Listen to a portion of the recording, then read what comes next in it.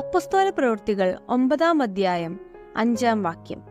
നീ ആരാകുന്നു കർത്താവേ എന്നവൻ ചോദിച്ചതിന്, നീ ഉപദ്രവിക്കുന്ന യേശുവാകുന്നു ഞാൻ. യേശുവിൽ വിശ്വസിക്കുന്നവരെ പിടിച്ചുകെട്ടി യെരുശലേമിലേക്ക് കൊണ്ടുവരുവാൻ അധികാരപത്രവുമായി വന്ന ശൗൽ ദമസ്കോസ് എന്ന സ്ഥലത്തിനോടടുത്തപ്പോൾ ആകാശത്തിൽ നിന്നും വലിയൊരു വെളിച്ചം തന്നിലേക്ക് അടിക്കുകയും ശൗൽ താഴെ വീഴുകയും ചെയ്തു.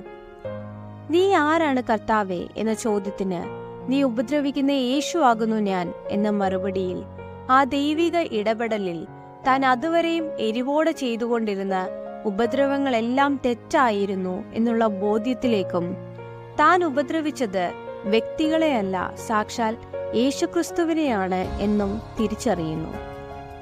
തന്നോട് സംസാരിക്കുന്ന ഏത് വ്യക്തിയെയും തൊടാൻ കഴിയുന്ന ദൈവം യേശു മാത്രമാണെന്ന് ആ ദൈവിക സ്പർശനത്തിൽ ശൗൽ തിരിച്ചറിയുന്നു.